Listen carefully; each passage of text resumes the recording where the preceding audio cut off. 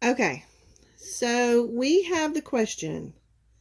The number of new movies a store receives can be represented by the function M equals 7W plus 2, where M represents the number of movies and W represents the number of weeks. But the table that they're showing you, is giving you the number of games. Okay? It's giving you the number of games. So we have to create a table that's going to show us the number of movies. Okay? So remember when we talked about the function machine? Like we have input and output.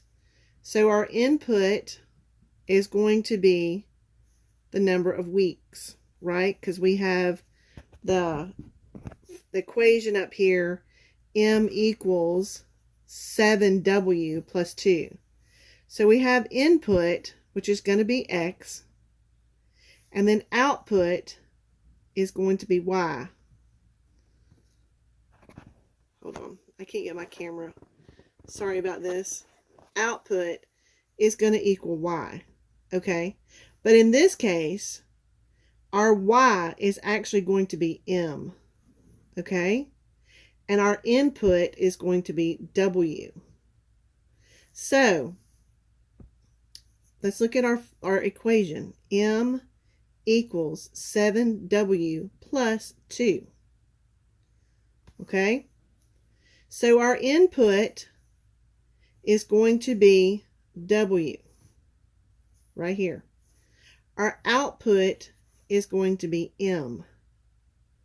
So all we need to do is we need to put in X. X is going to be our week. Y is going to be our new movies. Okay?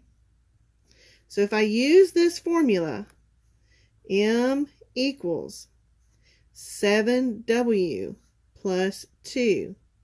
All I'm going to do is put these number of weeks here, multiply it by 7, and add 2. So for my first week, I'll have M equals 7 times 1 plus 2. 7 times 1 is 7, plus 2 is 9. So for my first week, I'll have 9 new movies. If I go to the second week, I'll put that in over here. M equals 7 times 2 plus 2.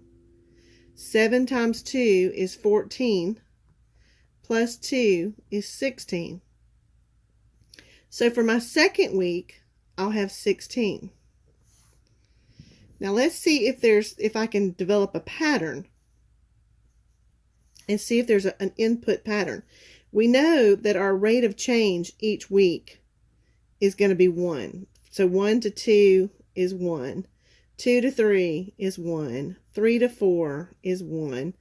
4 to 5 is 1. And just like up here on this one, we have rate of change is 1. Rate of change is 1. Rate of change here is 3. 3. And I will almost bet if we could figure out the equation for this one up here, we would find that in the fourth week, we would actually have 12 new games because there's a pattern. So let's skip down to here and see if we can find the third one and see if there's a pattern with the third one.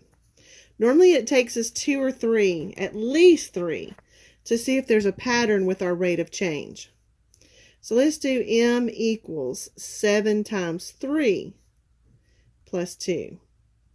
So M equals 21 plus 2. That's going to give us 23.